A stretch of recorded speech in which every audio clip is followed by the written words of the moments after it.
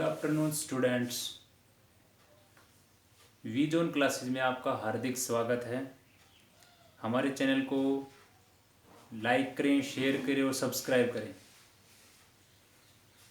अब तक part number 4 के अंदर हमने floods law for non volatile और वोलेटाइल को डिस्कस कर चुके हैं और हमने एग्जाम्पल को डिस्कस किया था, डिफ्रेंशिएट बिटवीन आइडल और नॉन आइडल। आज हम आपके पास एक नया टॉपिक ले गए हैं, example of ideal non ideal, solution showing positive negative deviation, azeotropes और कोलिगेटिव प्रॉपर्टी। तो आइए अब हम वीजोन क्लासेस पे स्टार्ट करते हैं अपना next points, non ideal solution showing positive deviation. जैसे कि आपने डिफरेंशिएट में पार्ट नंबर 4 में देखा था कि भी जो पॉजिटिव डेविएशन देते हैं उनके अंदर डेल एच की वैल्यू पॉजिटिव, डेल वी की वैल्यू पॉजिटिव होती है, और जो नेगेटिव डेविएशन शो करते हैं उसमें डेल एच की वैल्यू पॉजिटिव, डेल एच की वैल्यू नेगेटिव और डेल वी की वैल्यू भी क्या होती है, नेगेटिव होती है। तो ऐसा एक्चुअली क्यों होता है? अगर हम देखें कि जो हमारे पास पॉजिटिव डेविएशन देते हैं तो उसके अंदर स्लाइटली वॉल्यूम इंक्रीज हो जाता है। स्लाइटली वॉल्यूम क्या होता है, इंक्रीज होता है, and absorption of heat take place on mixing expected. जैसे उसको मिक्स करते हैं थोड़ी उसके अंदर क्या होता है, हीट का एब्जॉर्प्शन होता है और वॉल्यूम स्लाइटली इंक्रीज होता है, इसलिए उसके अंदर डेल्टा एच और डेल्टा वी की वैल्यू पॉजिटिव होती है। अगर हम कंपैरिजन करें नेगेटिव डेविएशन के अंदर, जिसके अंदर डेल एच और डेल वी की वैल्यू नेगेटिव होती है, तो उसमें क्या होता है, स्लाइटली वॉल्यूम डिक्रीज होता है, और डिक्रीज होता है किस, एंड इवोल्यूशन ऑफ हीट होती है उसके अंदर, take place on mixing as expected. तो उसके अंदर इवोल्यूशन ऑफ हीट हो रही है और वॉल्यूम क्या हो रहा है, डिक्रीज हो रहा है। जब कब होता है, जब उसको हम मिक्सिंग करते हैं, तो इसलिए उसकी वैल्यू नेगेटिव होती है और इसकी वैल्यू क्या होती है, पॉजिटिव होती है।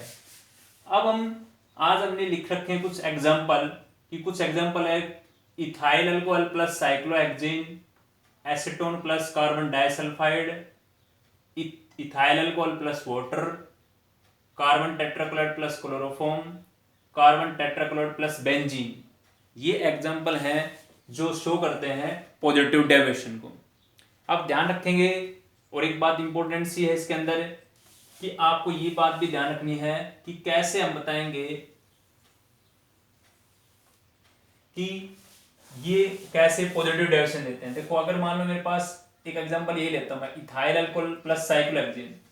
तो इथाइल अल्कोहल हमने ऐसे लिख दिया C2H5OH, इस पे स्लाइडली नेगेटिव और इस पे स्लाइडली पॉजिटिव, फिर डॉट डॉट डॉट, फिर यहाँ पे क्या आ जाएगा आपके पास H, फिर O, फिर यह मान लो आपके पास कौन होगा, नीचे कर देते हैं, चलो यहाँ पे क्या होगा C2H5, फिर डॉट डॉट डॉट, स्लाइडली इस पे पॉजिटिव और इस पे स्लाइडली नेगेटिव।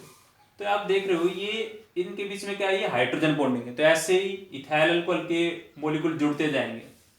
जैसे हम इसमें साइक्लोहेक्सेन को ऐड करते हैं, ये रही आपके पास साइक्लोहेक्सेन, साइक्लो वर्ड जिसके आगे आ गया ये एक प्रीफिक्स के रूप में साइक्लोहेक्सेन, ये हो गया आपके पास। तो ये साइक्लोहेक्सेन क्या करेगी, ये साइक्लोहेक्सेन ये जो हाइड्रोजन बॉन्डिंग है इसको ब्रेक कर देगी। तो पॉजिटिव डेविएशन के अंदर हाइड्रोजन बॉन्डिंग क्या होती है, ब्रेक होती है, टूट जाती है। और तो टूटने की वजह से तभी तो इसमें एक पॉइंट है हमारे पास कि पॉजिटिव डेविएशन में क्या होता है, मिनिमम बॉइलिंग एजोट्रोप्स। तो जब मिनिमम बॉइलिंग एजोट्रोप्स होंगे तो सीधा सा मतलब ये है कि वेपर क्या होंगे, उसमें ज्यादा होंगे, वेपर क्या होंगे उसके अंदर ज्यादा होंगे। तो इस पॉजिटिव डेविएशन में हाइड्रोजन बॉन्डिंग का ब्रेक होता है कब, जब ये साइक्लोहेक्सेन इसमें ऐड करेंगे। जब अगर हम कंपैरिजन करते हैं नेगेटिव डेविएशन का, तो उसके अंदर क्या है, जैसे मान लो आपके पास है क्लोरोफॉर्म, क्लोरोफॉर्म का मैंने ऐसे लिख दिया, ये H, ये H, ये H, ये Cl हो गया। अब आपको पता है ना हाइड्रोजन बॉन्डिंग किसके साथ होती है आपके पास, FO, जैसे फोन होता है ना सिर्फ FON, FON। तो यहाँ पे किसके साथ हो गया, F की H के साथ, H के साथ, H के साथ, ठीक है। तो अब देखो, और एक आपके पास कौन है, एसीटोन। तो हमने एसीटोन को ऐसे लिख दिया, ये CH3, और ये CH3। अब देखो तो मैंने मान लो यहाँ पे लिख दिया ये H, ये Cl एक कर दिया, एक ये H कर दिया।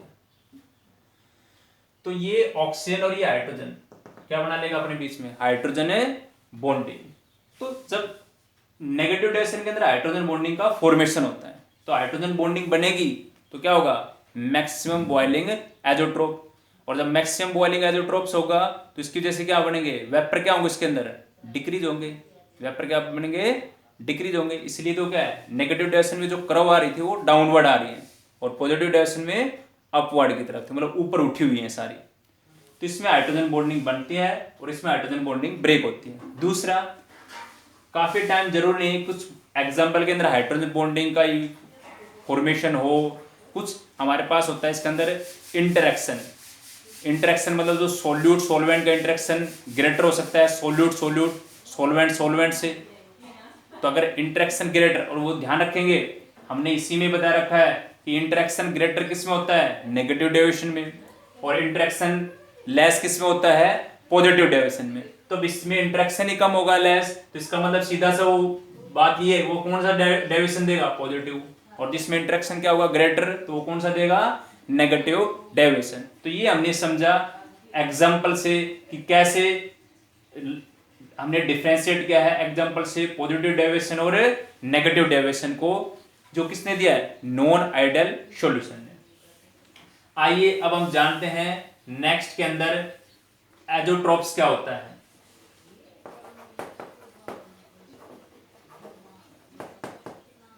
तो एजोट्रोप्स आर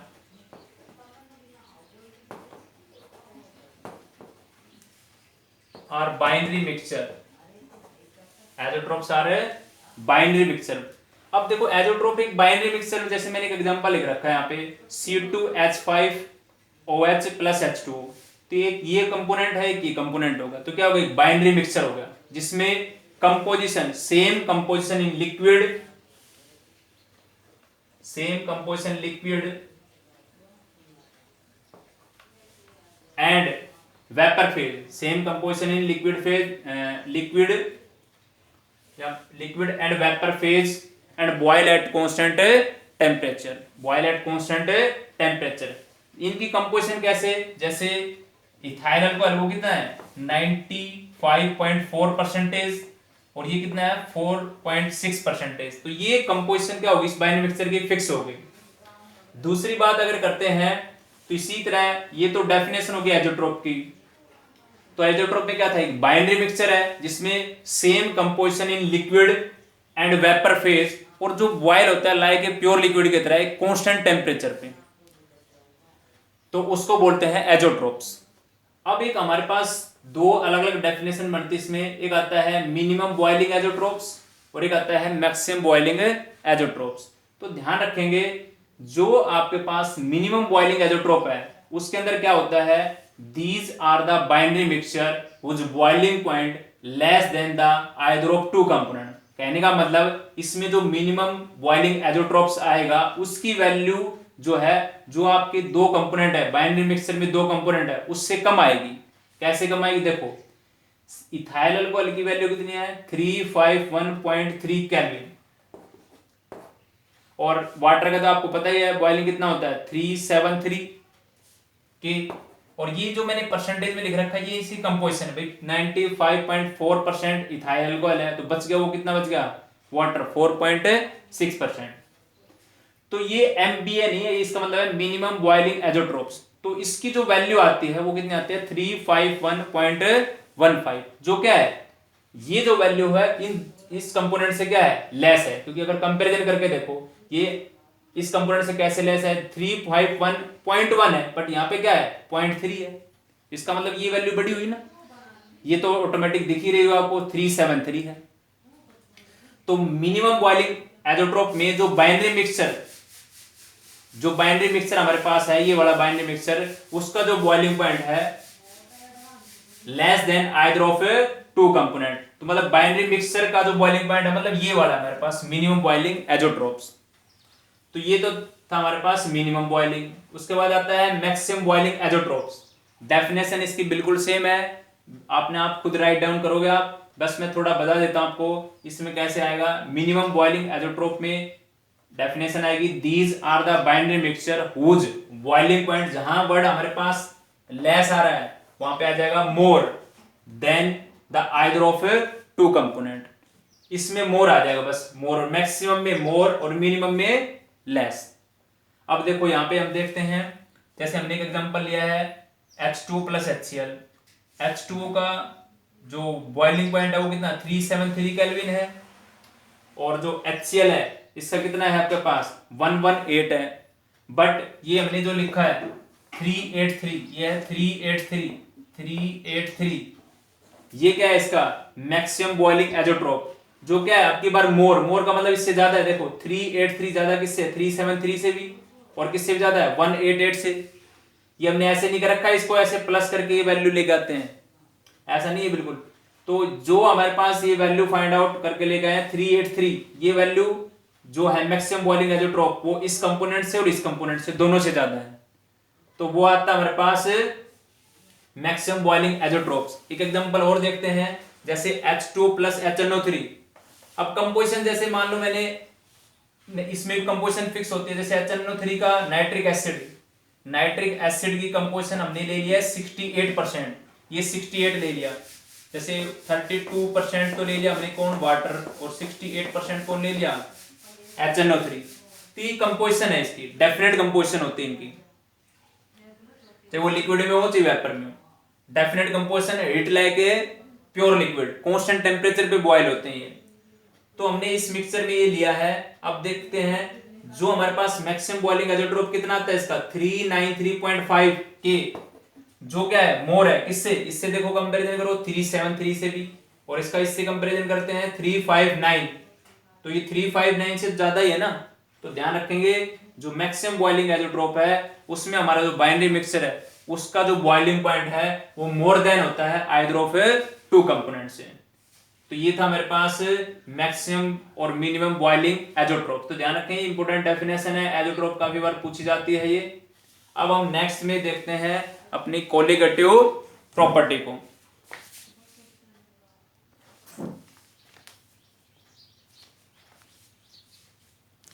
अब नेक्स्ट हमारे पास है कोलिगेटिव प्रॉपर्टी। ये एक सबसे इंपॉर्टेंट पार्ट है सॉल्यूशन का, जिससे क्वेश्चन 100% पूछा जाता है। कोलिगेटिव प्रॉपर्टी एक प्रॉपर्टी सॉल्यूशन की है, the property which depend upon, ये ध्यान रखें इसमें ये जो लाइन है नंबर ऑफ सॉलिड पार्टिकल, ये डिपेंड करती है नंबर ऑफ सॉलिड पार्टिकल पे, और सॉलिड पार्टिकल कौन है molecule atom ion, but not depend upon the depend their nature, उसकी नेचर पे डिपेंड नहीं करती। किस पे करती है डिपेंड, कि उसके अंदर पार्टिकल, जितने सॉलिड पार्टिकल ज्यादा होंगे उसकी कोलिगेटिव प्रॉपर्टी वैल्यू उतनी ज्यादा होगी। इस कोलिगेटिव प्रॉपर्टी को हम एक्सप्लेन करते हैं 4 टाइप से। एक है relative lowering of vapour pressure, एक है एलिवेशन इन बॉइलिंग पॉइंट, एक है डिप्रेशन इन फ्रीजिंग पॉइंट, और एक है ऑस्मोटिक प्रेशर। तो ये 4 प्रॉपर्टी को हम 1 बाय 1 करके डिस्कस करते हैं। एक बार ये आप इसका स्क्रीनशॉट ले सकते हो, एक बार देख ले आराम से इसको।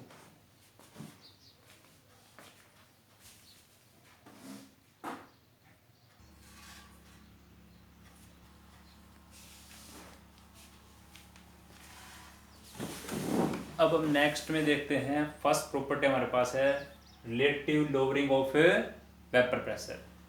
Relative lowering of vapour pressure में अगर हम बात करें तो इसका डेरिवेशन वैसे हम पहले कर चुके हैं, जो हमने किया था ना Raoult's law for non volatile solute and volatile solvent.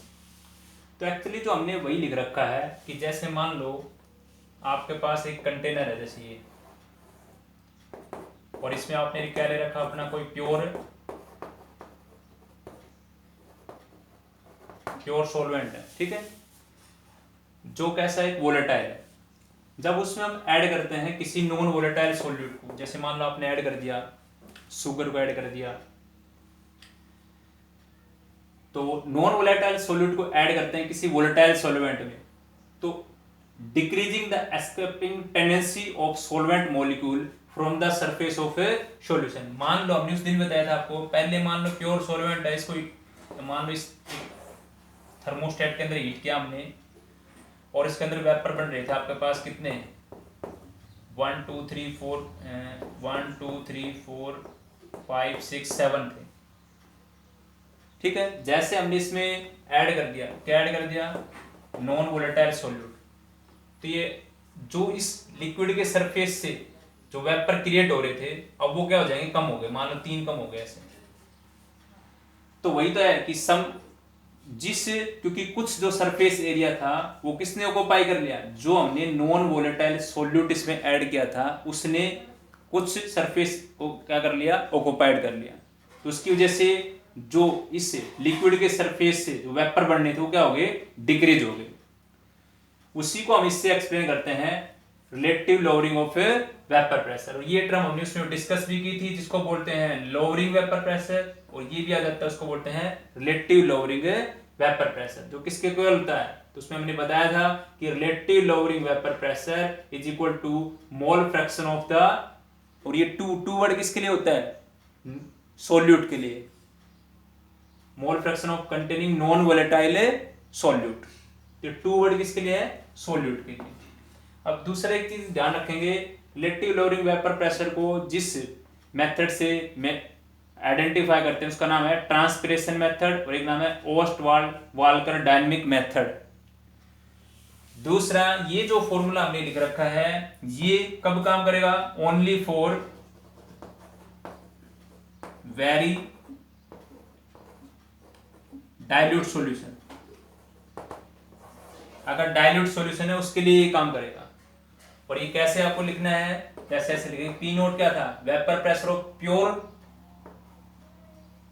Solvent, और ये किसका है, सॉल्यूशन का, ये है प्योर का। x2 की जगह पे क्या लिख सकते हैं, n2 अपॉन में n1 जमा में n2।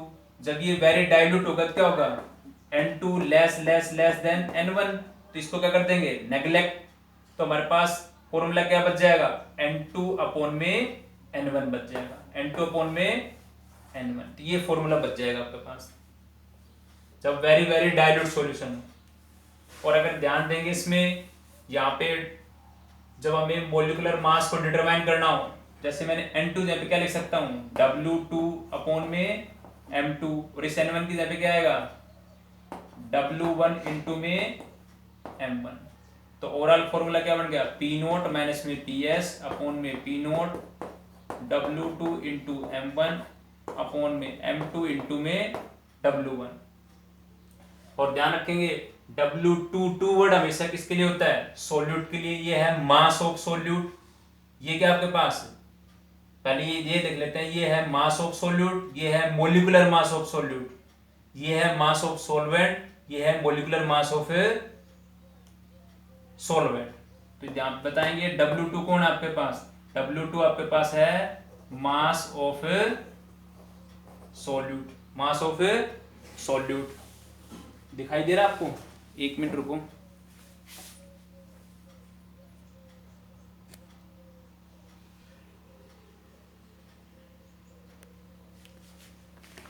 W2 क्या है, मास ऑफ सॉल्यूट, और M2 कौन है, molecular mass of solute. Two word हमेशा सॉल्यूट के लिए आएगा, ठीक है। इसी तरह W1 मास ऑफ सॉल्वेंट, और M1 जो है वो है molecular mass of solvent. M word हमेशा मोलिकुलर मास ऑफ सॉल्वेंट को रिप्रेजेंट करेगा, ठीक है। तो इससे अगर आपको M2 की वैल्यू फाइंड आउट करनी है तो हम आसानी से फाइंड आउट कर सकते हैं। ये आपके पास है vapour pressure of pure solvent का, ये है सॉल्यूशन का, ये प्योर का। काफी बार एक फॉर्मूला और भी होता है जो डाइल्यूट और कंसंट्रेशन दोनों के लिए यूज कर सकते हो, वो ये होता है। जैसे उसको फाइंड आउट करने का एक अलग तरीका होता है, वो अभी हम सिखाएंगे कैसे होता है। देखो ये अभी समझ में आ गया सभी को, इस फॉर्मूले को ध्यान दे, P note minus PS upon में P note N2 upon N1, और ये मैंने वैल्यू पुट कर दी यहाँ पे। तो इससे हम डिटरमाइन कर सकते हैं molecular mass of solute, molecular mass of solute.